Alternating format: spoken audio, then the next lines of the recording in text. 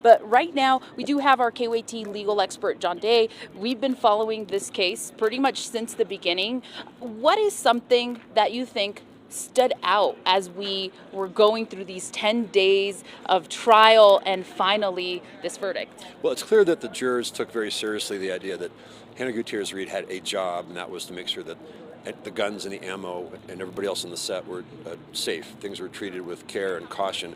And the jurors, it was clear they didn't think that she did that. So that was a very quick verdict. You know what? They went in there, they had to pick a foreman. That probably took 5 or 10 minutes. And so the rest of that time was spent looking at the jury instructions. But I think going into the deliberations, the jurors knew what they wanted to do.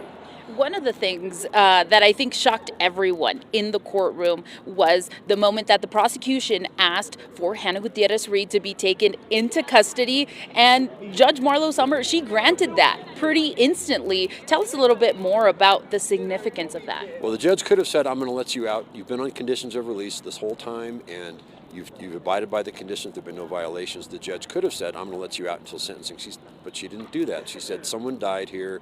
You're guilty of involuntary manslaughter. You're going to be remanded into custody. So Hannah Gutierrez Reed is going to be spending tonight and probably many more nights until sentencing at the Santa Fe Adult Detention Center.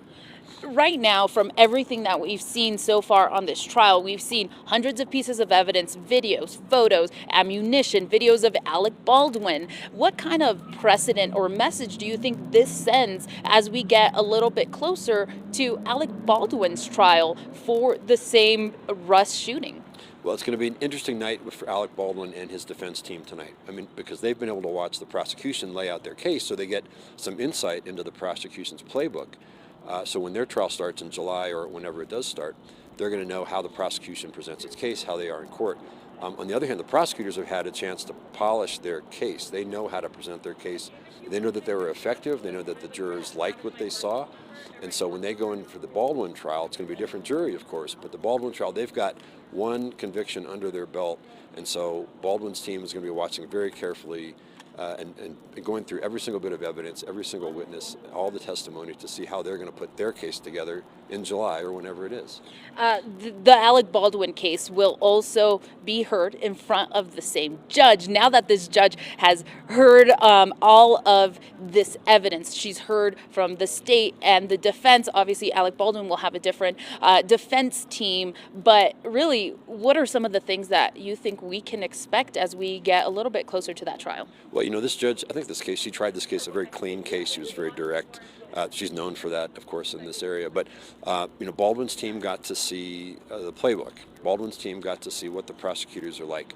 And so Baldwin now knows what he's up against. And, of course, he knows if there is a conviction, is there a chance that he would also be remanded to jail? That's certainly a possibility. Thank you so much, John. Well, that's the verdict that we heard, guilty of involuntary manslaughter. We are waiting to hear, what's next. But Hannah Gutierrez Reed was taken into custody today, but we are still waiting for a sentencing date to know exactly how much time she will spend in jail. We did hear from her defense attorney, Jason Bowles, who said they will be appealing this decision. Reporting live in Santa Fe, I'm Stephanie Muniz, KWT Action 7 News.